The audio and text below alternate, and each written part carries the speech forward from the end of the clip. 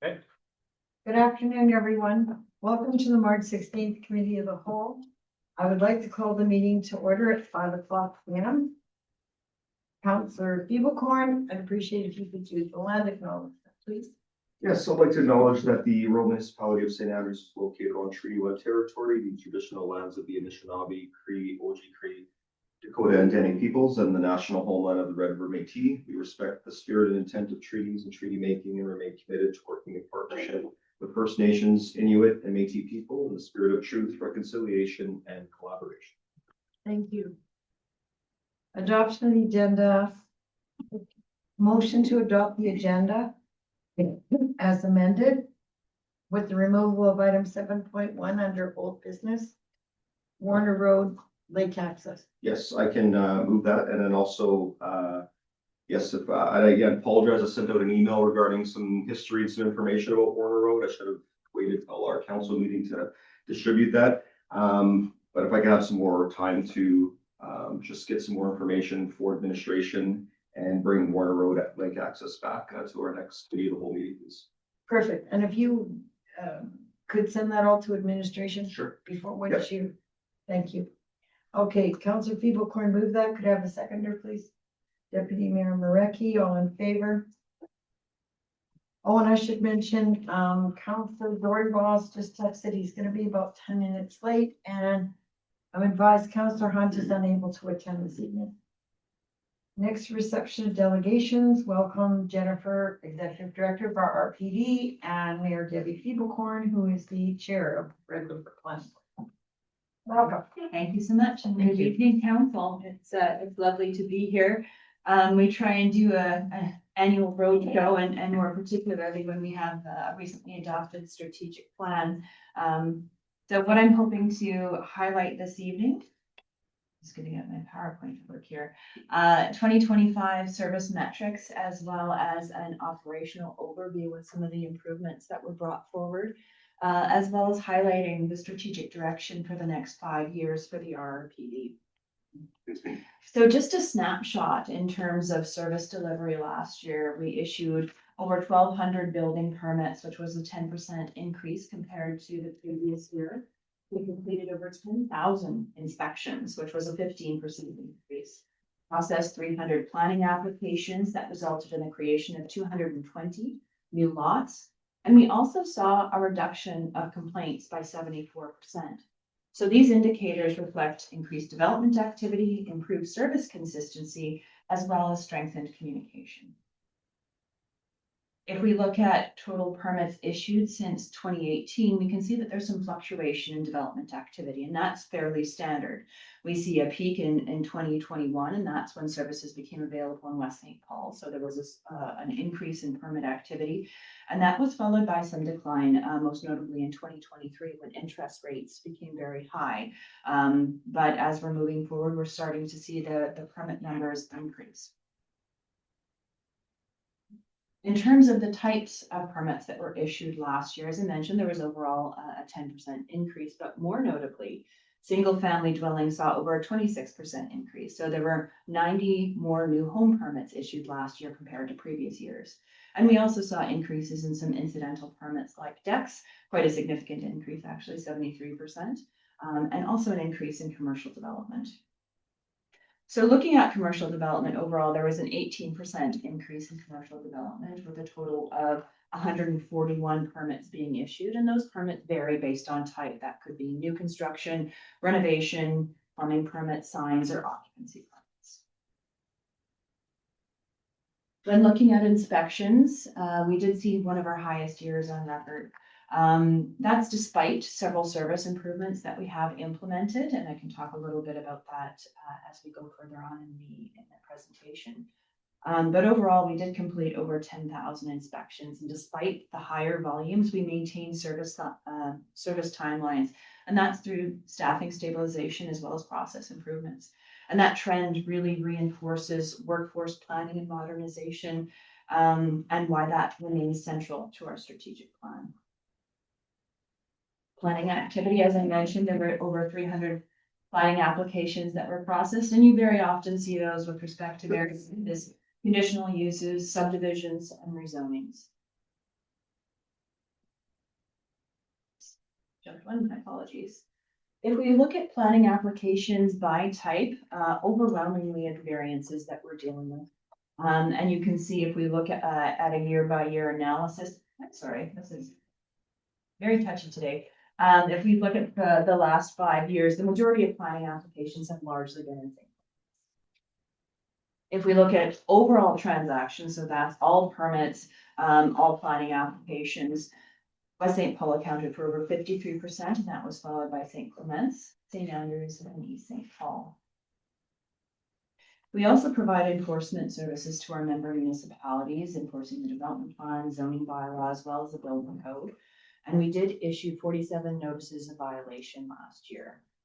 Violations now move directly to the notice stage. Previously, it was a request for compliance, a notice of violation, and an order. And what we heard from our board is that they wanted swifter action with respect to enforcement matters. So we're moving now to the notice of violation directly. We can see that the updated building bylaws and fee structures strengthened accountability, but we do note that there is some capacity limit. We can have one full-time bylaw enforcement officer covering all 5 member municipalities. However, we work very closely with your team and your department to try and enforce things in a timely manner. I'm sorry, could you go back the screen before? One more back with the transaction by municipality, because your report is on all member municipalities of the municipality, not just St. Andrews. That's correct. Yes. Yeah. Okay. So this is overall snapshot RRP at large, not just specific to St. And what Andrews. was the percentage for St. Andrews? I'm sorry, I can't read it from. No, what about just over 14%? Thank you. You're welcome.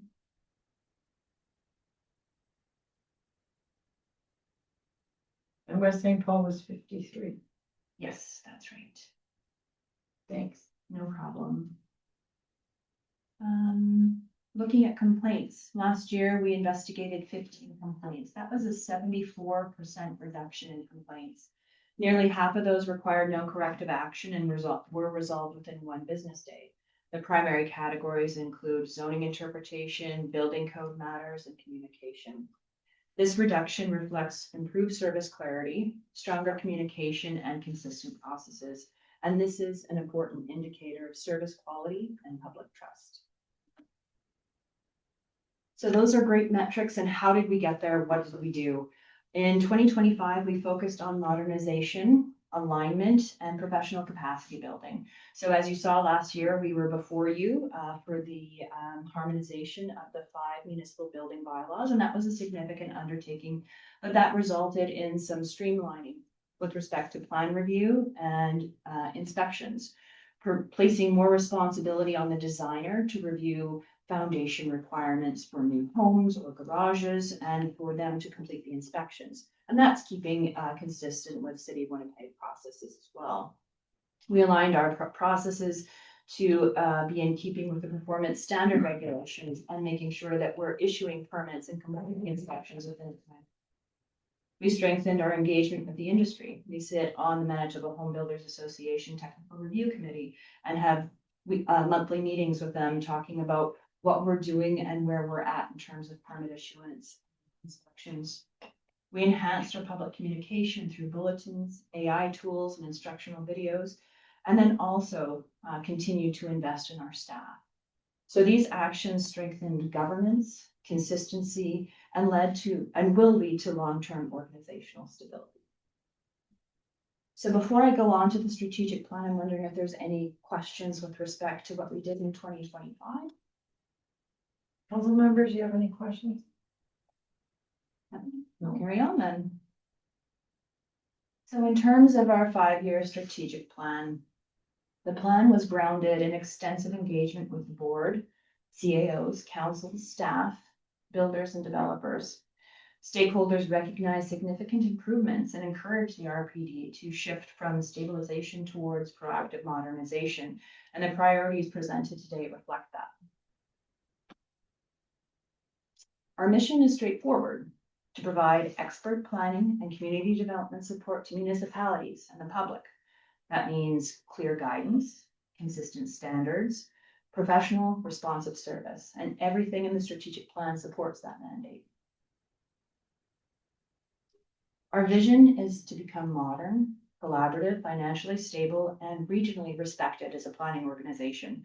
That means modernizing our planning frameworks, strengthening our partnerships, maintaining a skilled workforce, and ensuring financial sustainability. And this vision reflects stakeholder input and positions us well for that long-term stability. Our 6 priorities focus on that modernization, stability, and accountability. First, the first priority, harmonizing the zoning bylaws. We know that that has long been a priority for our member municipalities, but due to resource constraints, we are now unable to move forward. We understand that St. Andrews has moved forward on a contract basis with WSP, and I'm happy to report that the RRPD has as well for our 4 other member municipalities. So there will be that consistency and harmonization as we move forward. There's a very ambitious timeline for the RRPD plan with a 3-month deliverable to have a draft planning framework. Second is financial sustainability. So in practice, that means maintaining stable reserves, monitoring revenue trends, and ensuring consistent service delivery, even when development activity slows. Third, workforce capacity, ensuring we have the staff and expertise to meet that service demand. Fourth, looking at structured collaboration and forming working groups with our membership to address complex planning issues. Enhancing our reporting and KPIs. And 6th, communication and service excellence, improving the public understanding with respect to planning. What are our priorities for this year? They're fairly ambitious. Like I said, there's the harmonization of the zoning bylaw. That's a very ambitious undertaking to have a draft in 3 months. We're also moving forward with a cloud permit planning module. So much like the permit process has been digitized, we're going to be digitizing planning portion as well. And that will lead to efficiencies and greater transparency. We're committed to ongoing collaboration with our member municipalities as well as the industry, and a continued commitment to customer service improvements. And as well, we know it's an election year this year, so supporting our councils through transitions and having workshops and education briefings as a follow-up for that. So what does that mean for council? Clearer, more consistent zoning frameworks. That leads to improved processing times and reduced variances, collaboration with the RRPD, and more transparent performance reporting. And then finally, stable, sustainable service delivery. So in 2025, we saw measurable improvements, higher service volumes, and yet a 74% reduction in complaints. That tells us that our process and communication are working. Maintaining that progress relies on early communication. So when concerns arise at the council level, forwarding them promptly with clear details allows us to triage quickly, investigate thoroughly, and often resolve matters before they escalate. From the RRPD, you can expect timely acknowledgement. Most complaints are dealt with within a day, a consistent and fair process, and transparent updates. Our shared objective is simple: fewer escalations, faster resolution for residents and builders, and continued improvement in service quality. So in summary, we saw measurable progress in 2025, increased development activity, improved service stability, and significantly reduced complaints. The strategic plan builds on that foundation with a clear focus on modernization, accountability, and partnership. And we remain committed to supporting each member municipality with professional, responsive, and dependable planning services. Madam Chair, is there anything that you would like to add? No, I don't believe so. I think you've covered everything, and I think we're all very busy and we're all trying to grow our municipalities, and the easier that it can be made through planning, the better it is for all of us. And before I open it up to general questions through you, Madam Mayor, I did receive a series of questions in advance, and I'm wondering if I can just go through them, Sure. because they might help address some broader questions that are on. So one of the questions I received was, how do you plan on attracting more municipalities to the RRPD, and is there a buy-in program? So currently our focus is on strengthening governance, reporting, and service delivery. As those foundations continue to increase, the board may wish to explore opportunities for that regional partnership. The RRPD model provides a value to municipalities. We saw through the BDO report that the cost for standalone service could be anywhere from $374,000 to $572,000 for base service. So an annual contribution of approximately $90,000 is a great investment. The other question we had was in relation to strong governance and what timeframes are you looking at for board members? So board members, as you know, are currently appointed on an annual basis by their member municipalities, which is common practice.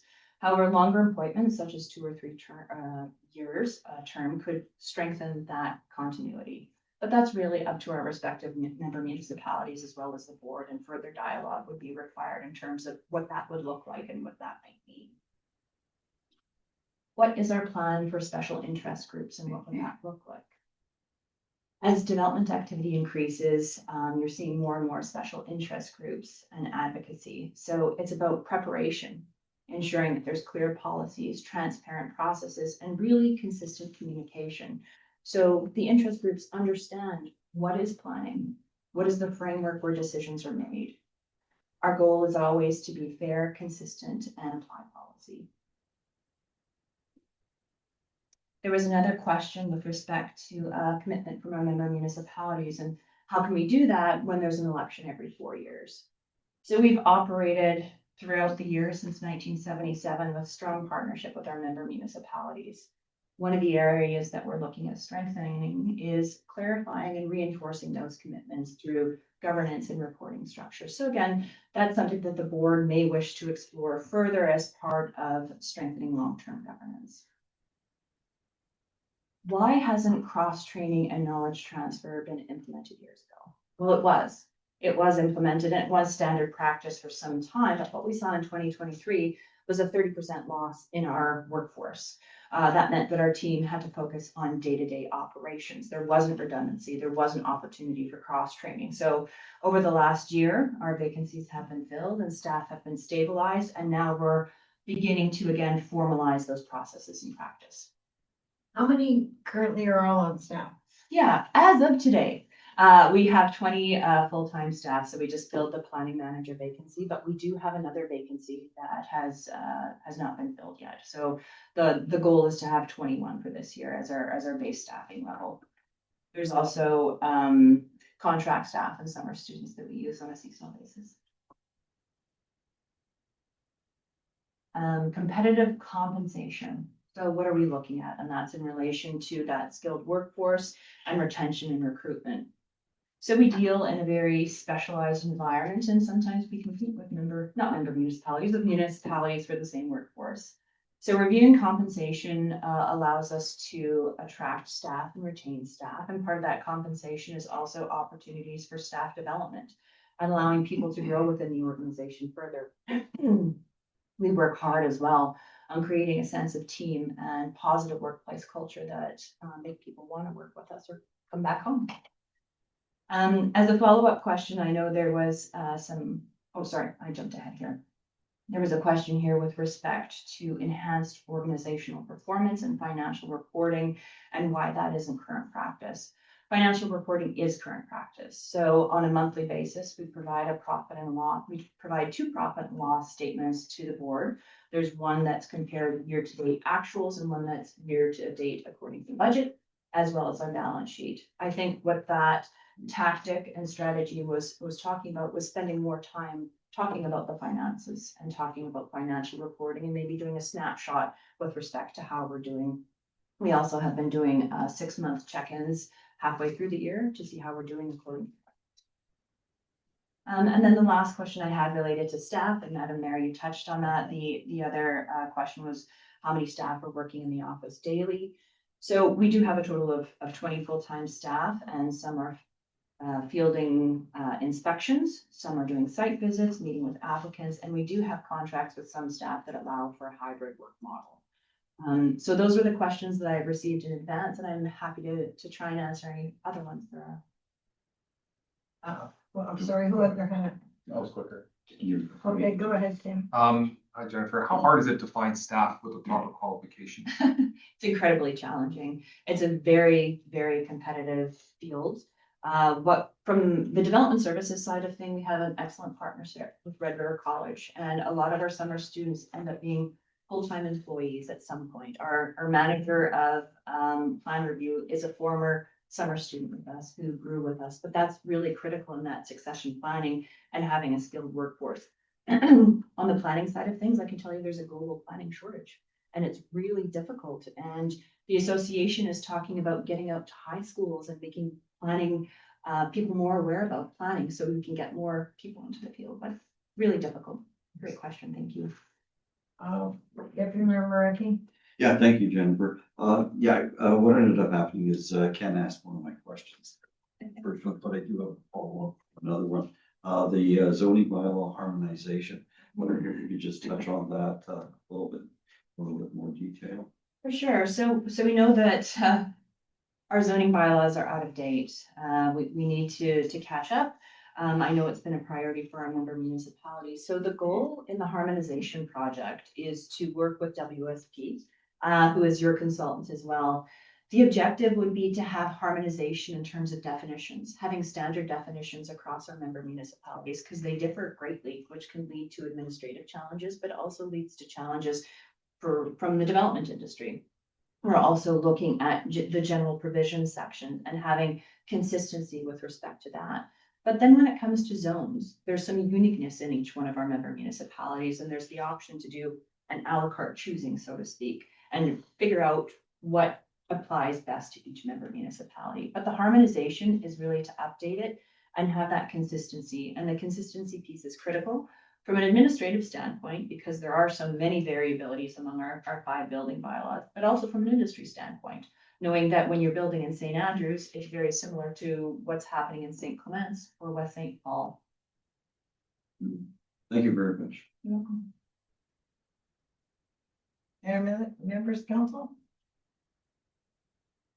We are gonna bring up, are we dealing with that? Okay. We're all members, we're having to pay our own consultant for our zoning bylaw update. Right. Now, this is like, what, 2 months after the fact we hired? When I was at that meeting in December, when the board decided it wasn't the priority. Then it turns, so in all fairness, since we're equal members, Mhm. and West St. Paul, no doubt, will be using some of our backup information. Will we be getting financial break back from our RPD? Well, that's a wonderful question and probably outside of my ability to answer. I think that's probably a question that would have to go before our board for discussion. So what I would suggest is perhaps your CAO can provide a letter to the board and the board can have that. I think we had talked about appearing as a delegation. Yeah, I was gonna come and appear before the board. Well, there's the appropriate way. I certainly can't speak on behalf of the board. The other questions? Oh, another question, as Councillor Hunt isn't here, he brings it up with our planner all the time. When did it change when someone's doing a building permit? You have the house measurement and now it includes like 1,000 square foot home. Turns into 2,000 square. Cause it's, the basement isn't. So I think, so there's a footprint calculation, right? I think the one that you're referring to might be in relation to a recent Garden Street application. If I'm not mistaken. Was that the one where the basement was actually a crawl space? Yeah. Yeah. Might be. Yeah, Yeah, that but- wasn't livable area.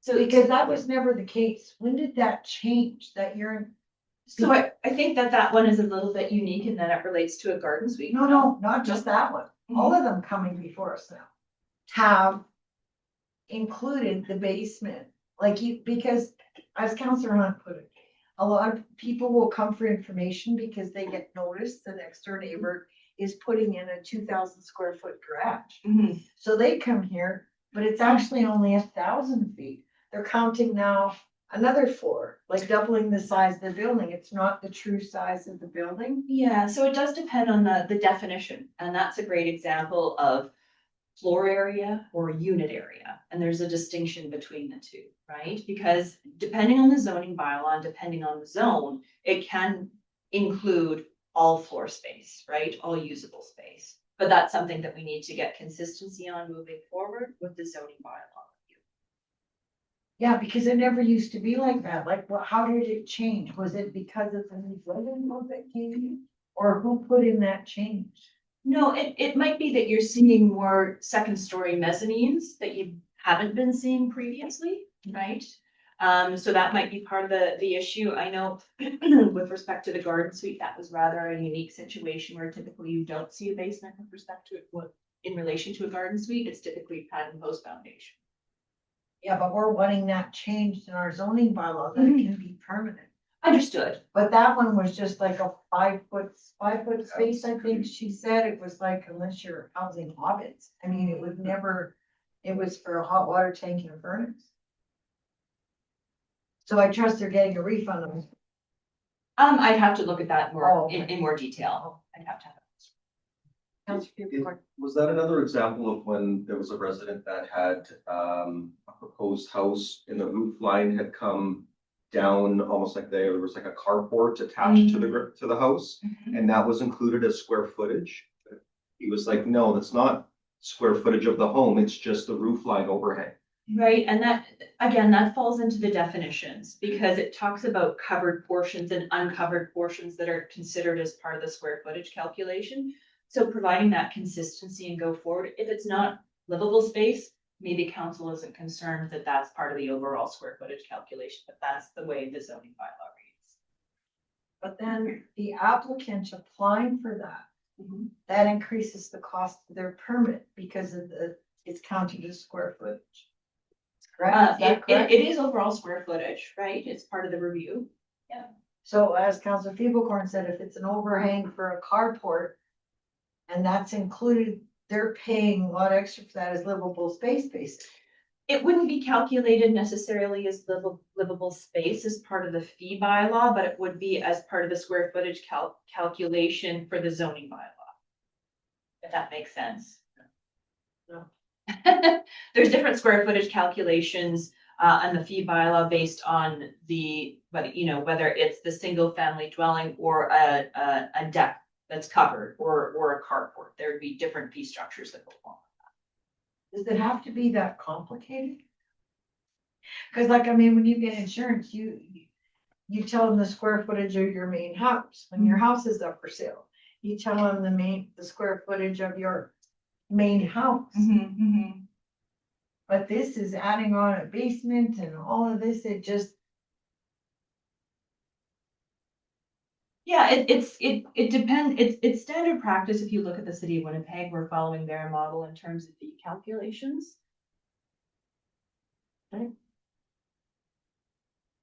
any other questions by council? Braden, do you have anything you're upon? Do you have any- Anybody? Okay, Dave, thank you so much. well, thank you.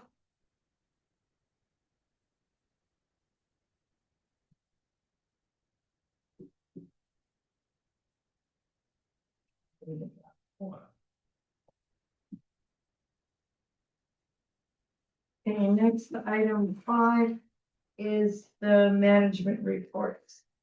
The February 26th monthly management report. Does anybody have any comments, Councilor Dornbos? Just for the CAO report, there's 6 river reviews. Is there an update on what's happening with that? But we have about $100,000 from emergency service from the province, and we plan to put that into the building and upgrade it because it's, the washrooms and not working very well right now. It's older in the building, so just to give it an upgrade. And then if there's an emergency, we'll use that building, and we'll probably house some staff there too. So on a permanent basis for that. Yeah. Going forward. So then we'll have to hook up with the store as well. I believe it's hooked up to the sewer now. It is. It is. It is. It is. Councilor Beagle. Yes, I just, I had a question that I had asked earlier about the service tracker under Public Works that 22 open service trackers in February and 0 closed. And from what I was told, that was just not updated in time for the reporting. I believe it was only a couple outstanding. 17 are closed. Okay. I just wanted to clarify that. Yeah, that's good, thank you. Any other questions, Councilor Slaker? I see that we were able to figure out how to lock the bylaw report. Good, got that.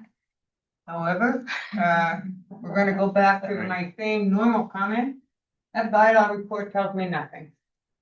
So if you're gonna lock it, I wanna know what's going on for the situation.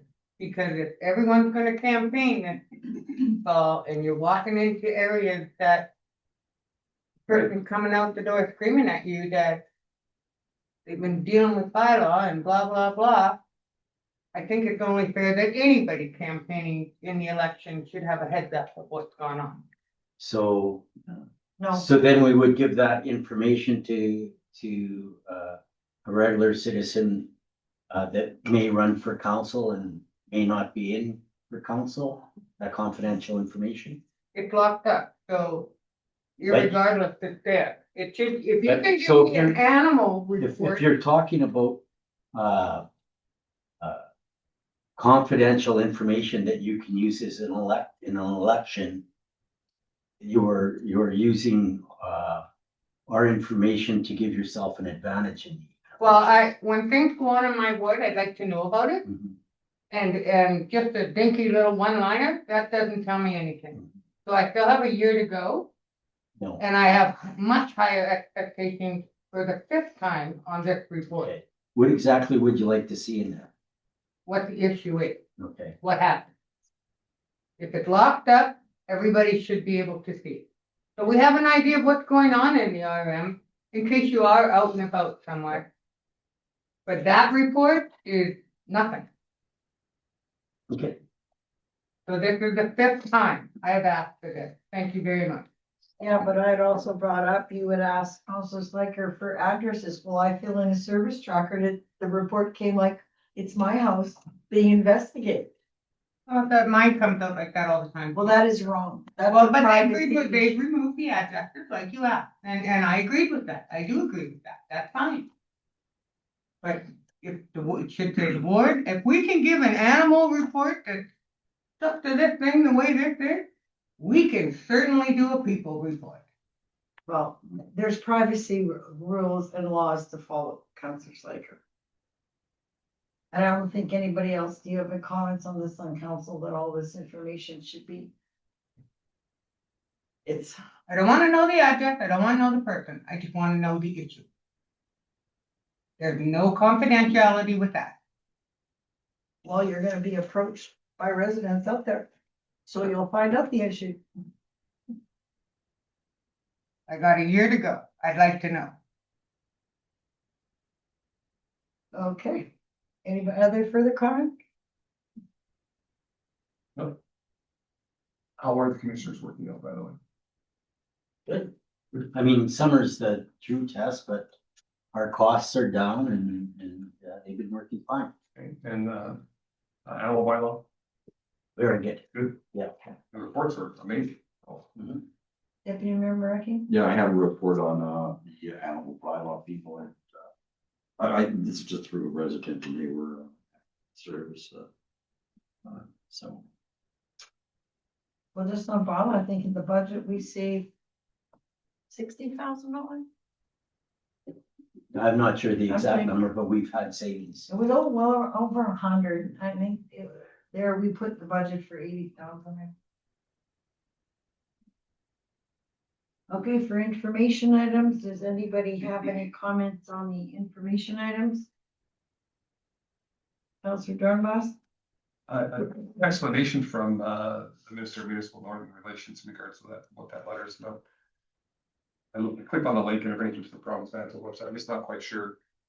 Since in general, I'm listening and we've heard what you said and there's no other strings attached to this. You should have a letter attached. Signed by Minister Swart. Yeah, I do, and I just kind of went to the capital planning religion regulation, and then there's a bunch of stuff in there. So I wasn't sure whether it's just general information for council, and there's nothing else going Well, we're on. out of it. Okay, So it's just general information, but I think three more left it. That capital region. Councilor Slaker? Do we get any refunds from the, coming out of this, or no? No. So didn't we pay an annual fee to be in it? Pretty sure we do. Yeah, oh yeah, we did. But it might have been past due when we opted out. I don't think so, cause I remember we were gonna pay it, and it got voted to be paid, if I remember correctly. And my discussion was, well, what if we come out of it? I have no idea. The only comment I have, state of the region address. We're in Brandon. The CAO, who does a lot of preparation for this, majority of council is on Brandon. They were going to have it on the 23rd, which we're in Brandon at that date. Now they've changed it to the 24th.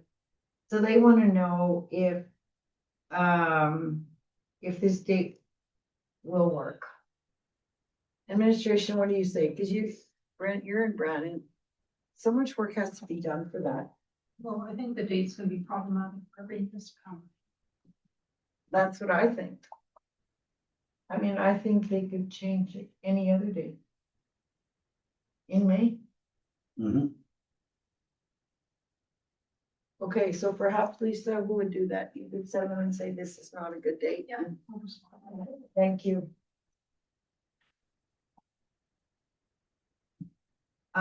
Well, business, we have Ben, we have no in camera. Well, we're at an adjournment. Motion to adjourn the meeting at 5:36 PM. Could I have a mover, please? Counselor Doornbos, seconders, Counselor Schleicher, all those in favor? Unanimous, that is carried. Well, thank you, everyone.